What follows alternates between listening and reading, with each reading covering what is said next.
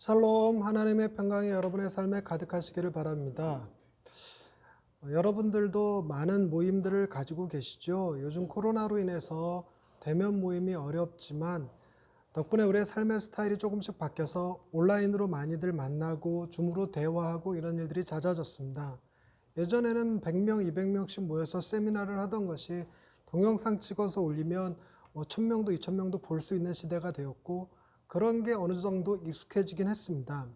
그러나 이제 곧 풀린다고 하죠. 이제 8명이 모일 수 있게 되면 보다 좀 더 많은 동아리 활동이라든가 외부 모임이라든가 이런 게 더 많아질 것 같습니다. 어쩌면 억눌려 있던 우리의 그 욕구들이 폭발적으로 이렇게 터져 나오면서 더 많은 모임들이 생길런지도 모르겠습니다.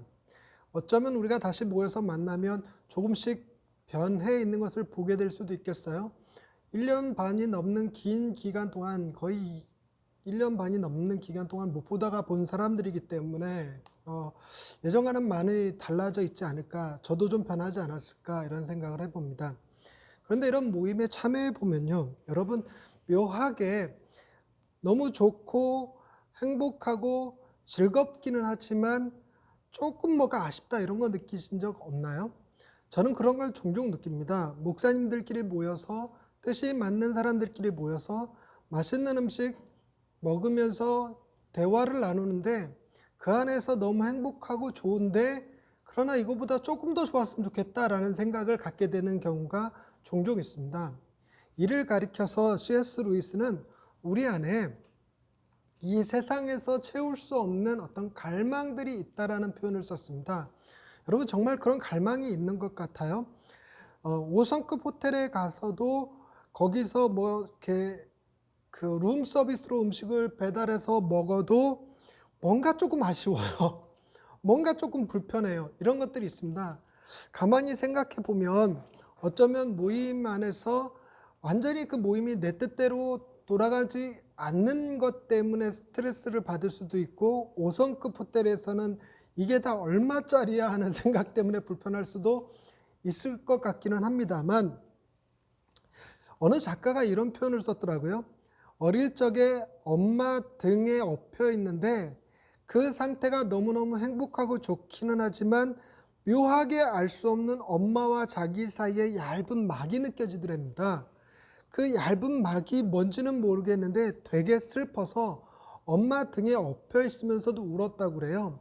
나중에 커서 이 얇은 막의 정체를 알게 되었는데, 그 얇은 막을 가리켜서 죽음이라고 표현하더라고요.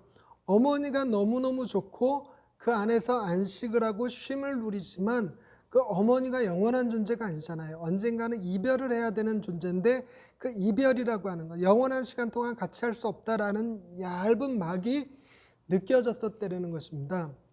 그럼 어디서 우리가 진정한 만족을 경험할 수 있고 어디서 우리가 진정한 안식을 경험할 수 있을까요? 그런 게 과연 가능하기는 할까요? C.S. 루이스의 말에 비려오면 우리가 이 세상에서 채울 수 없는 갈망이 있다는 것 자체가 우리에게는 또 다른 세상이 있음을 알게 해주는 증거라고 합니다. 그리고 우리에게 그 갈망은 우리가 이 세상을 위해서 지어진 존재가 아니라 또 다른 세상을 위해서 예비된 존재일 수도 있다라는 표현을 쓰죠. 저는 그 말에 깊이 공감합니다. 그 또 다른 세상이란 어떤 세상이냐면 오늘 우리가 읽었던 본문 말씀에 나오는 하나님의 나라라고 저는 확신합니다. 하나님의 나라는 묘하게 이 땅에서 채워지지 않았던 만족이 채워지고 사랑이 충만히 부어지며 기쁨이 온전하게 샘솟는 그런 나라일 거라고 저는 믿지요. 그런 나라에 대해서 오늘 본문에서는 이런 표현들을 썼습니다. 26절서부터 29절까지에는 자라나는 씨에 대한 이야기와 30절에서 32절까지는 겨자씨 한 알, 그리고 나머지 33절, 34절을 통해서는 비유에 관한 이야기를 하셨습니다. 이 본문들을 가지고 천국에 대해서 3가지 정도를 살펴보려고 합니다. 첫째로, 하나님의 나라는 선하고 아름다우며 다른 이들을 사랑으로 서로 섬기는 나라가 되지 않을까라는 생각입니다. 왜 이런 생각을 했냐면요, 오늘 27절 말씀에 보니까 그가 밤낮 자고 깨고 하는 중에 씨가 나서 자라되 어떻게 그리 되는지를 알지 못하느니라. 땅이 스스로 열매를 맺되 처음에는 싹이요 다음에는 이삭이요 그 다음에는 이삭의 충실한 곡식이라. 열매가 익으면 곧 낯을 대나니 이는 추수 때가 이르렀음이라. 여러분, 우리가 알고 있듯이 이삭의 충실한 곡식은요, 그것 자체로 더 이상의 성장을 필요로 하지 않는 완벽한 존재입니다. 더 이상의 햇볕이나 물을 필요로 하지 않지요. 그렇게 스스로 독립적인 존재, 자존적인 존재가 서로 모여 있어서 그 모임에 속해 있다면 얼마나 행복할까요? 뿐만 아니라 여러분, 그 곡식이라는 말의 의미를 생각해 보시면 곡식은요, 자기 스스로를 위해 존재하는 게 아니라 다른 사람들을 위해서 존재하죠. 타자를 위해서 존재합니다. 타자에게 자신을 희생해서 그 타자를 살리는 일을 하죠. 우리가 곡식을 거두어 들여서 창고에 쌓아놓기만 해서 되는 게 아니라 그 곡식을 먹어서 우리의 몸을 건강하게 하고 자라게 하고 삶을 영위하게 하죠. 그런 자양분의 역할을 하는 게 곡식이거든요. 여러분, 생각해 보면 우리가 어떤 모임에서 아주 묘하게 뭔가 부족하다고 느낄 때 거기 모여 있는 사람들이 전부 다 곡식이 아니라 뭔가 조금은 부족한 사람들, 이 모임을 통해서 무엇인가를 얻어 누리려고 하는 사람들끼리 모여 있어서 그런 것은 아닐까요? 그런 생각을 해보는 겁니다.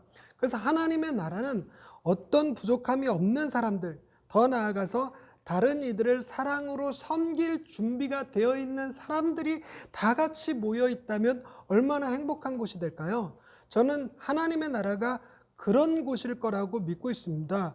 오늘 본문에서 그 하나님의 나라를 설명하기 위해 사람이 씨를 땅에 뿌려서 스스로 자라는 씨를 가지고 그 나라를 비유로 말씀하셨던 거죠. 그리고 두 번째가 겨자씨 한 알입니다. 이 겨자씨 한 알의 특징이 있는데 겨자씨 한 알은 작은 거예요. 모든 씨보다 작은 거죠. 완전히 퍼펙트하게 겨자씨가 세상의 모든 씨보다 더 작냐? 그런 의미는 아닙니다. 그런 식으로 접근해 갖고는 본문에서 말하고자 하는 바를 캐치할 수가 없죠. 말하고자 하는 바는 작은 씨지만 자라고 나면 모든 풀보다 더 커져서 새들이 와서 깃들일 수 있는 곳이라고 얘기를 합니다. 저는 이 겨자씨 한 알의 이야기를 통해서 하나님의 나라는 진정한 안식을 경험할 수 있는 곳이라는 생각을 갖습니다. 여러분, 새들에게 안식처를 제공해 주기 위해서 자라나는 나무라면 어떻습니까? 겨자씨가 자라서 새들이 와서 그곳에 깃들이면서 그 어떤 것도 요구하지 않고 그 새들이 편안히 쉬었다 갈 수 있도록 자기를 온전히 내어주는 겨자씨요. 그런 나라가 하나님의 나라가 아닐까라는 생각을 해봅니다. 물론 이 겨자씨 비유에는 또 다른 의미도 있어요. 그 또 다른 의미가 뭐냐면 작은 거지만 세상에 존재하는 어떤 것보다도 작은 거지만 이것이 그 결과까지 작지 않다. 결과는 커질 수 있다. 그리하여 비교적으로 작은 존재지만 상대적으로 섬기는 존재가 될 수 있다. 이런 느낌도 같습니다. 그래서 어쩌면 각자가 작다라고 얘기하지 않고 작은 거인이라고 얘기할 수 있는 나라. 그래서 비교적 가진 것이 적고 생긴 것이 부족하고 키가 능력이 실력이 부족하다 할지라도 그 사람을 새들이 와서 깃들일 수 있는 겨자씨처럼 바라봐주는 나라, 그런 곳에서 살아갈 수 있다면 내 외모에 대해서 내 능력에 대해서 비교하면서 스트레스 받지 않아도 될 것 같습니다. 그런 것이 나를 더 깊은 안정감, 자존감을 가질 수 있게 해주지 않을까요? 그런 곳이 천국이라는 생각을 해봅니다. 그리고 마지막으로 비유에 대한 이야기인데요. 예수님께서 이런 천국에 대한 이야기들을 해주시면서 가만히 보면 천국에 대하여 직접적인 묘사는 하지 않으시고 늘 언제나 천국은 마치 이와 같다라는 표현으로 모두 다 비유를 들어 얘기하십니다. 그 이유가 무엇인지 다양한 해석들이 있지만 저는 하나님의 나라를 인간의 언어 안에 가두지 않으시려는, 그래서 인간의 언어를 넘어서는 곳으로 묘사하고 싶어서 그랬던 것은 아닐까라고 생각합니다. 사실 우리가 언어라는 것은 내가 가진 언어와 상대방의 언어가 같아야지만 비로소 이해할 수 있는 특징이 있습니다. 여러분, 북극에 한 번도 가보지 않은 사람에게 북극을 설명하는 일은 쉽지 않습니다. 그럼에도 불구하고 뭔가 북극에 대해서 설명하려면 비유를 들어서 설명하게 되죠. 그런데 비유를 들어서 설명할 때 깔리는 전제가 있습니다. 이게 딱 들어맞는 건 아니지만 이런 특징도 있어 라고 말하기 위해서 비유를 들죠. 즉 하나님의 나라는 완벽하게 섬길 준비가 되어 있는 사람들의 모임, 그리고 작더라도 섬기는 일에 전혀 부족하지 않다고 인정받을 수 있는 곳, 이 두 가지 의미만 담고 있는 것이 아닙니다. 여러분, 천국은 정말 다양하게 여러 가지로 묘사할 수 있을 것입니다. 요한계시록에 보면 천국을 황금길로도 표현하고 12과실을 맺는 사시사철 12개월 내내 그 열매가 계속 맺히는 나무가 있는 곳으로 얘기하기도 하고 하나님을 영화롭게 찬양하는 곳으로 묘사하기도 합니다. 그렇게 천국은, 하나님의 나라는 묘사하기가 정말 어려울 만큼 풍부하죠. 이 얘긴즉슨 비유를 통해서 우리가 천국을 경험할 때 우리가 상상하는 천국은 그 이상으로 아름답고 멋지고 환상적인 곳이라는 의미를 담고 있습니다. 여러분, 이런 하나님의 나라를 우리가 이 땅에서 경험하고 살아갈 수 있다면 얼마나 좋을까요? 즉 달리 얘기해서 믿는 사람들끼리 모였을 때에는 그곳에서 서로 섬기며 나누면서 아, 여기가 천국이야 라고 느낄 수 있는 곳이라면 어떨까요? 사람들이, 믿음의 사람들끼리 모여 있을 때는 결코 사람을 외모나 능력으로, 실력으로, 가진 것으로 평가하지 않고 모두 다 아주 훌륭하게 다른 사람들을 섬길 수 있는 겨자씨처럼 이렇게 서로를 대우할 수 있다면 얼마나 좋을까요? 그런데 저도 교회를 하고 있지만 아마도 교회가 세상 가운데서 가장 하나님의 나라를 잘 경험할 수 있는 곳이 되어야 되는데도 불구하고 가만히 보면 교회 생활에서도 미묘하게 그런 아쉬움이 느껴져요. 좀 더 교회가 행복했으면 좋겠고, 좀 더 교회가 사랑이 넘쳤으면 좋겠고, 그리고 지금보다 더 기쁨이 넘치는 곳이 되었으면 좋겠다, 그래야만 될 것 같다라는 생각이 듭니다. 그런데 여러분, 교회의 역할은요, 교회가 천국을 경험할 수 있는 곳이 아니라 천국을 가리킬 수 있는 곳이어야 합니다. 왜냐하면 교회는 현재 세상 가운데 존재하기 때문에 가장 완벽하게 하나님의 나라를 재현할 수는 없기 때문이지요. 어차피 교회 안에 모인 사람들도 여전히 완성되지 못한 불완전한 감정을 지닌 인간들의 모임이고, 더더군다나 스스로 죄인이라고 고백하는 사람들끼리 모였으니 교회가 악의 다툼도 많고 분열도 있고 때로는 교회 안에서 상처를 받고 교회를 떠나기도 합니다.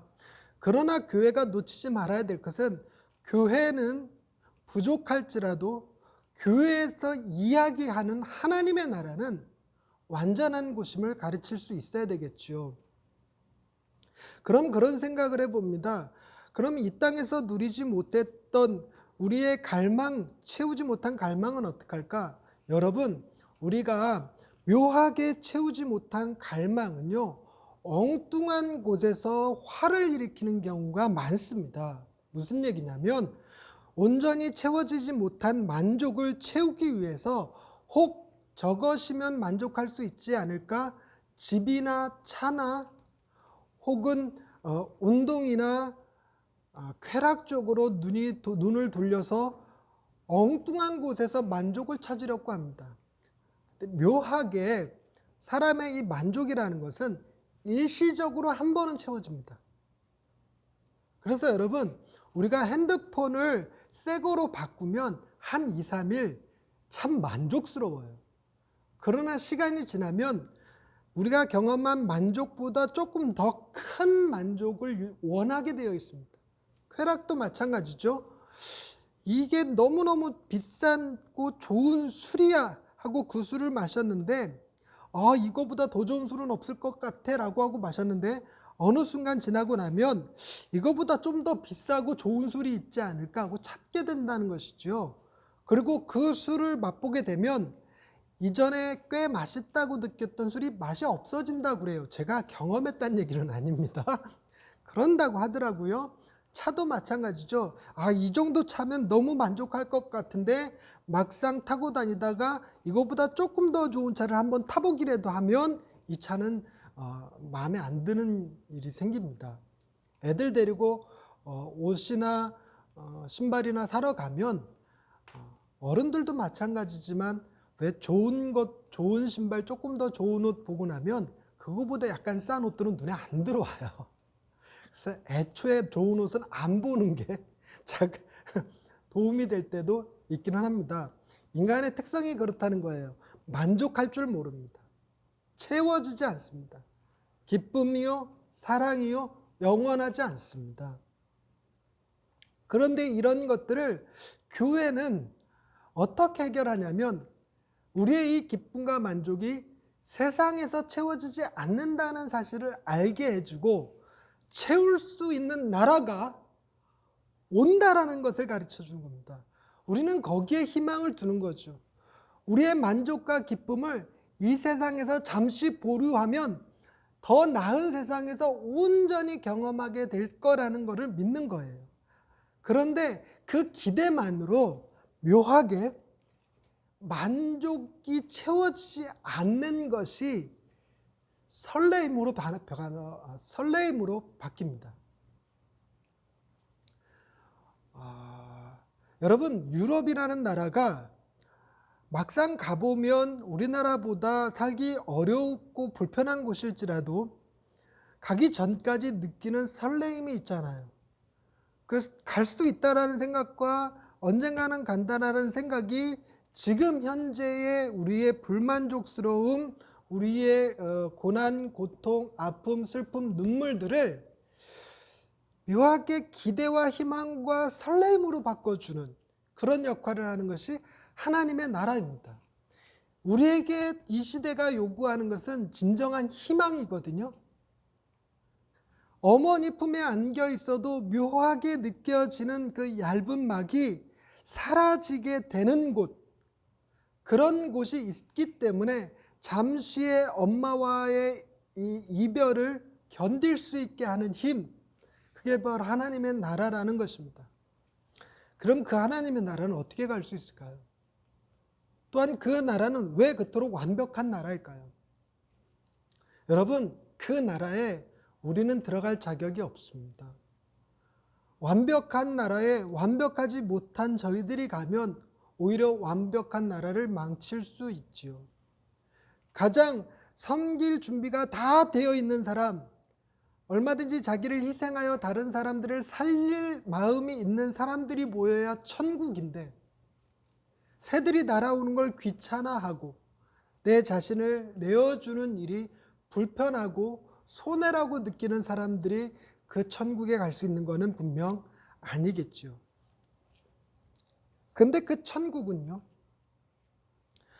우리가 갈 수 있도록 누군가가 미리 예배해 두셨다면 어떠시겠습니까?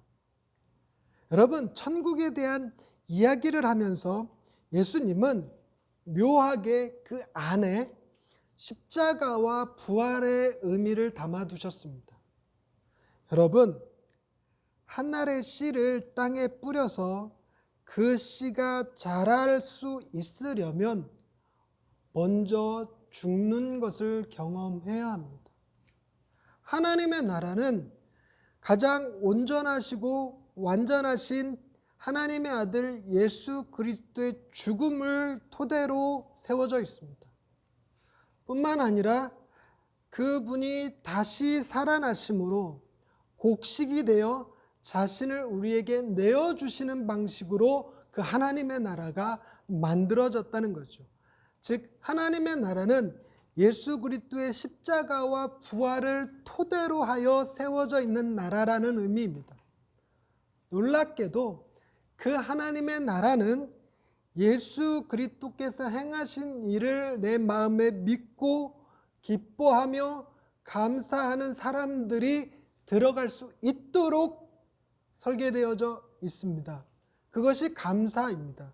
나는 부족하지만 정말 자기 자신을 내어주어서 이 땅에서 생명의 양식이 되게 하고 영생하도록 솟아나는 샘물이 되어주신 예수 그리스도 그분의 놀라우신 희생이 우리로 하여금 그 나라에 들어갈 수 있는 자격을 갖추어 주십니다. 하나님은 그 멋지고 아름다운 나라를 만들어 두시고 우리가 아닌 우리에게 행하신 예수 그리스도의 죽음과 부활을 우리 것으로 인정하여 받아주시는 거죠. 그런데 이런 하나님의 나라는 반드시 저곳에만 혹은 장차 올 미래의 일로만 경험하는 것은 아닙니다. 여러분, 세상이 힘든 건 내 마음이 괴롭기 때문입니다. 세상이 뭔가 채우지 못할 갈망을 느끼는 건 내 마음이 공허하기 때문에 그렇습니다. 뭔가 세상 가운데서 아쉬움을 느끼는 것은 내 마음이 완전한 사랑으로 충만히 채워져 있지 않기 때문에 그렇습니다. 다르게 표현하자면 내 마음의 기쁨과 감사와 사랑이 가득 차 있다면 세상이 아름다워 보입니다. 그런 거 경험하는 사람들이 이렇게 세상을 표현하는 말들 들어보셨죠? 이제 막 사랑을 시작한 커플이 세상이 놀랍게 아름다워 보인다고 얘기하죠. 부흥회 한번 참석하고 나와서 길에 굴러다니는 돌 하나도 그렇게 아름다워 보일 수가 없다고 얘기하는 것 들어보셨지요? 무슨 이야기냐면 예수 그리스도의 행하신 일들을 내 마음에 받아들일 때 내 마음이 그때서부터 이미 천국을, 하나님의 나라를 경험하기 시작한다는 것입니다. 그래서 하나님의 나라는 장차 우리가 장래에 경험하게 될 나라 혹은 죽어서 하나님 품에 가야지만 경험할 수 있는 나라가 아니라 현재 지금 이곳에서 저와 여러분이 예수 그리스도를 인하여 경험하고 누리고 살아갈 수 있다는 것입니다. 그래서 성경은 영생을 하나님과 그가 보내신 자 예수 그리스도를 아는 것이라고 표현했습니다. 예수님이 하신 말씀이셨죠. 말씀을 정리합시다. 세상에서는 만족을 얻을 수 없다면 그건 우리 마음에 세상이 줄 수 없는 다른 것을 추구하기 때문입니다. 오직 그것은 하나님만이 주실 수 있고 하나님 나라에서만 누릴 수 있는 것이었습니다. 그런데 그 나라는 예수 그리스도의 자기 희생적 사랑과 부활을 통해서 세워지는 나라이고 그 나라는 이미 우리 마음에 시작된 나라라는 사실입니다. 이번 한 주간 여러분 마음을 가득 채우시는 예수 그리스도를 통해서 조금은 어렵고 힘들어도 세상이 알 수 없는 평안과 기쁨을 누리시면서 하나님의 나라를 경험하실 수 있게 되기를 주님의 이름으로 축원합니다. 기도하십시다. 하나님, 우리 안에 묘하게 뭔가 세상으로부터 채워지지 않는 결핍이 있습니다. 이 작은 결핍이 엉뚱한 곳에서 우리의 잘못된 습관을 만들어내고 하나님이 보시기에 악한 자로서 끊임없이 살아가게 됩니다. 세상의 유혹에 약한 자가 되고 말았지요. 그러나 하나님이 세우신 그 나라는 예수 그리스도의 희생과 부활로 인해 세워진 나라임을 알았고 그것이 진짜 우리의 마음에 만족과 기쁨을 주는 나라라는 사실을 깨달았습니다. 그리고 그 예수님이 우리 마음에 들어와 계심으로 우리로 하여금 그 만족과 기쁨과 사랑을 경험하게 하셔서 비록 우리가 이곳 세상 가운데 살고 있으나 하나님이 주실 수 있는 사랑과 기쁨과 만족으로 인해 더 이상 세상의 유혹에 시달리지 않을 수 있게 하신 것 감사합니다. 또 잊어버리고 세상으로 나갈 수 있으나 그때그때 우리를 붙들어 하나님의 나라의 시민들로 풍성한 기쁨 가운데 만족 가운데 살아갈 수 있게 하옵소서. 이번 한 주가 하나님의 나라를 경험할 수 있는 가장 좋은 때가 되게 하여 주옵소서. 예수님의 이름으로 기도드립니다. 아멘.